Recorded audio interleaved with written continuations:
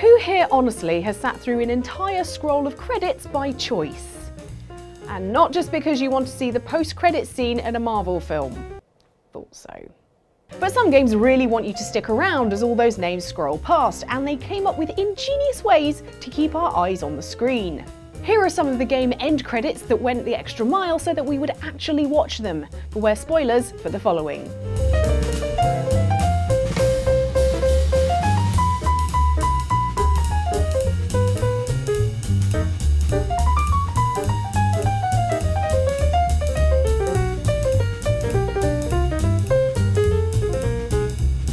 This was a triumph. I'm making a note here, huge success. It's hard to overstate my satisfaction. Portal was both a critical darling and widely loved by players, offering the 3 core pillars for a smash hit: a groundbreaking physics engine, dry humour, and the promise of cake. Enrichment Center regulations require both hands to be empty before any cake.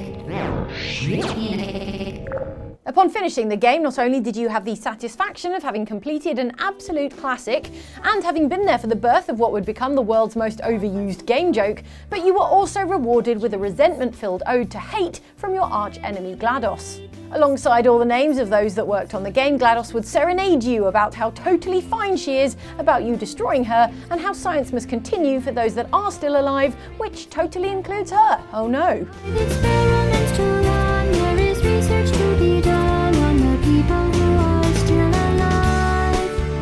And believe me, I am still alive. This tune definitely made us stay through the credits, reading the karaoke-style lyrics alongside the names of the developers. And if you've heard of songwriter Jonathan Coulton, it's probably because of this song. Still Alive was such a hit that Valve gave an equally brilliant encore in Portal 2 with the track Want You Gone. I used to want you dead, but now I only want you gone. Look, Valve, if you're not going to make games anymore, at least release a new song.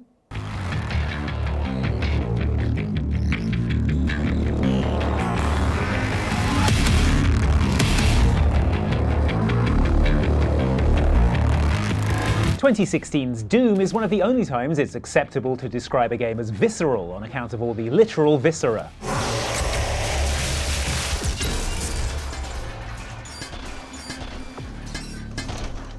After all that exhilarating and occasionally nauseating gameplay, the end credits need to be just as thrilling and eye-catching if you want to make players who've spent the last 13 hours ripping and tearing stick around. So instead of a black screen with a bunch of names crawling past, Doom Studio id Software decided to make a bunch of cool 3D tableaus to show off the world, weapons, and enemies that you were covering in demon innards as you ran through the game. And we stuck around to watch all these still scenes thanks in no small part to them being more metal than an aluminium-coated Dave Mustaine.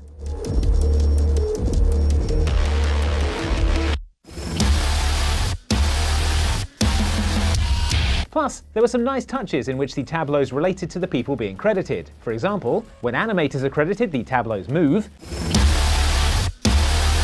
Sound effects come in as the audio designers are listed. And the playtesters are represented by a tiny toy Doom guy, to represent the amount of suffering they went through, presumably. To cap it off, the producers' names are shown next to a dead guy whose severed arm is in Doom Guy's hand, and the development leads and directors are named next to some of the game's bosses in a nice bit of game development humour. At least we hope that's a joke and there isn't a cyber demon conducting id Software's annual reviews. Best of all, however, is the final tableau, which reveals itself to be a recreation of the original Doom box art, a detail that you'll have moments to appreciate before Doom Guy takes one of the demons and literally shoots it to pieces. To be fair, he had gone whole minutes without messily exploding anyone. He was probably starting to panic.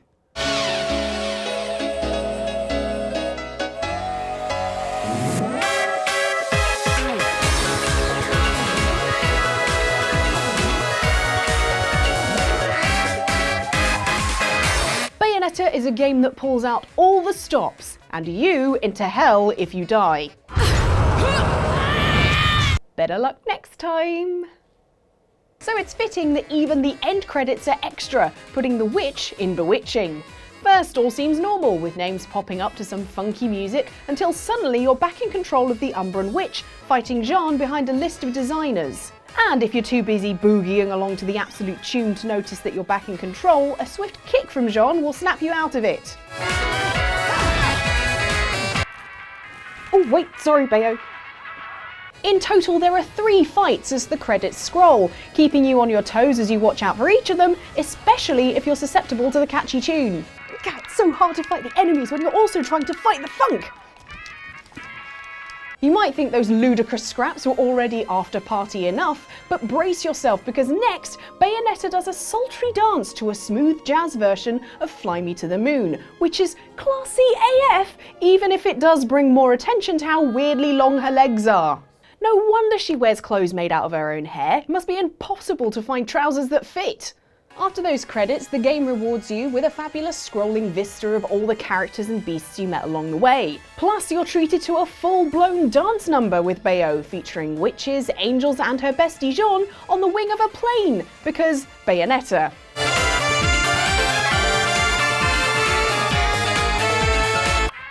This game is so weird and I love it! Plus, should you not get a great score, you have an excuse to replay the end credits. Look, I've just got to get platinum on all of these. And learn the dance at the end.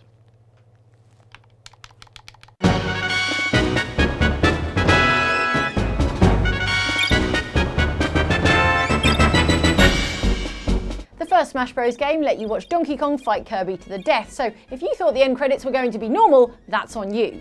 Rather than a humble, boring, scrolling list of all the people who worked hard to make this slice of pure gaming lunacy, names flew past in space, with a movable cursor to give you more info on each person's role. In the credits of Super Smash Bros. Melee, the stakes were upped even further. Now you were flying around in space, and as the names of developers whizzed past, you had to shoot them to see more information about what they did on the game. This did make it feel like you just played a Star Fox game rather than a Super Smash Bros. Game, but it was pretty fun, and each name made a satisfying plink as you got it.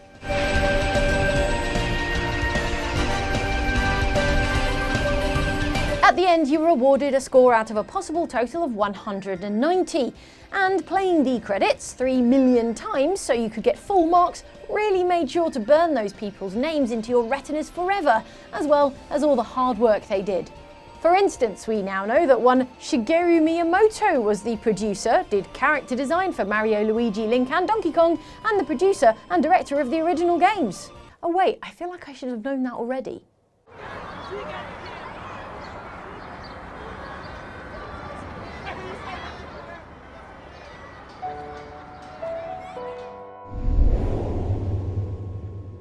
If there's one thing I know I need at the end of a game, it's a reminder to go outside.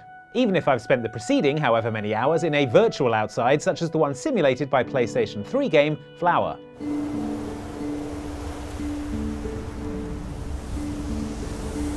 In Flower, players control a petal being blown about in the wind, scooping up yet more petals and building up speed.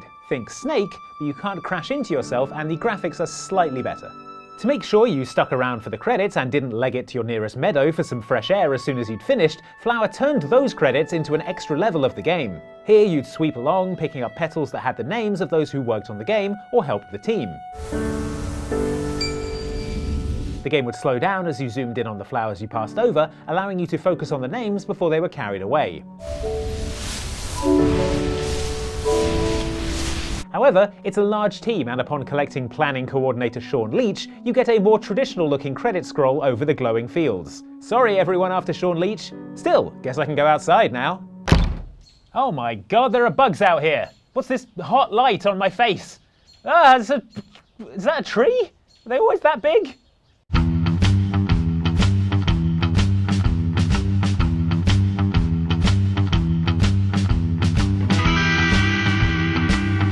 After making such hits as Black and White and Fable, Lionhead Studios wanted you to make your own hits in the movies. With the ability to build up your own movie studio, constructing sets and hiring actors, the game promised you could create fabulous movies from the comfort of your PC or console. I mean, don't book your flights to the Oscars just yet. When it came to the end credits, the Lionhead staff decided to go for a more live-action approach. Instead of the bright lights of in-game Hollywood, they showed off the bright lights of real-life Guildford, England. This very endearing but lo-fi credit sequence features founder Peter Molyneux stroking a furry coat instead of a cat, and executive designer Mark Webley showing off what are presumably the stages of madness that come from staying in the office too late. The team was small enough that each one of them could be featured, some of them trying harder than others to get the weirdest thing we can do at work without injuring anyone award. Of course, we only see the ones where they didn't injure themselves. There are more normal ones like Matt and Kieran here having a nice chat on the phone. Then the more elaborate ones, like Jennifer, who made a small city to destroy. And then there's Mark Hill, who literally brought a sword to a gunfight. Next time, Mark, check the memo. It's a wonderful insight into how unglamorous the world of game development in an industrial estate in Surrey was during the mid-noughties, especially compared to the glamour of Hollywood they were trying to recreate in the game. Plus, it contains the single greatest piece of stunt work we have ever seen in a video game.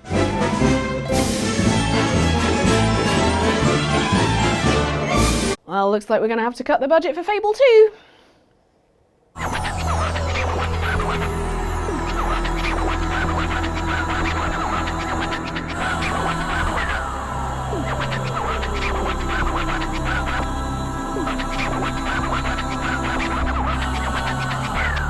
Katamari Damacy is a game where you roll things up into bigger and bigger balls, like some kind of hyper-ambitious dung beetle.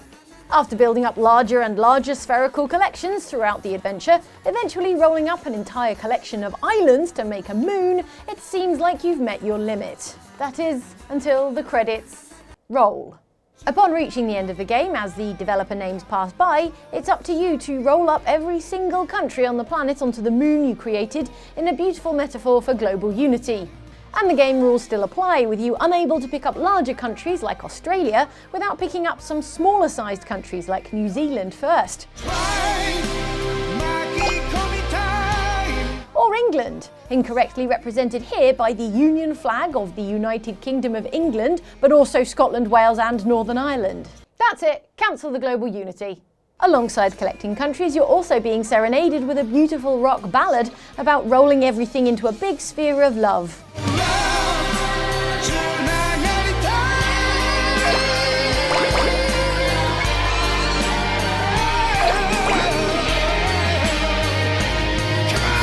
As nice an idea as that is, everyone in the world being together forever on one globe has sort of already been done.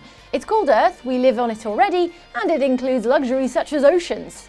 And let me tell you, I do not want to live in a world without beach holidays or dolphins. Look at that face, we need them. わあ、塊に巻き込まれて家族揃っての月旅行になっちゃった。星空がとても綺麗だな。ふふふふふ。 So here we are at the end of another video. Wait, how do we make you stay for the whole thing? Wait. That's it. Get that tune in your head forever. But can you think of any other credits that you remember because you actually stayed to watch the whole thing? Pop them down in the comments below and we can maybe have a peruse through them. But in the meantime, here is your reward for watching the entire credits here. Some more videos. Here are some rage modes. Keep that energy high and go and watch some rage modes that we looked at. And then keep that energy even higher by going and watching Bus Simulator on Outside Xbox. Don't say we don't reward you. Subscribe. Bye.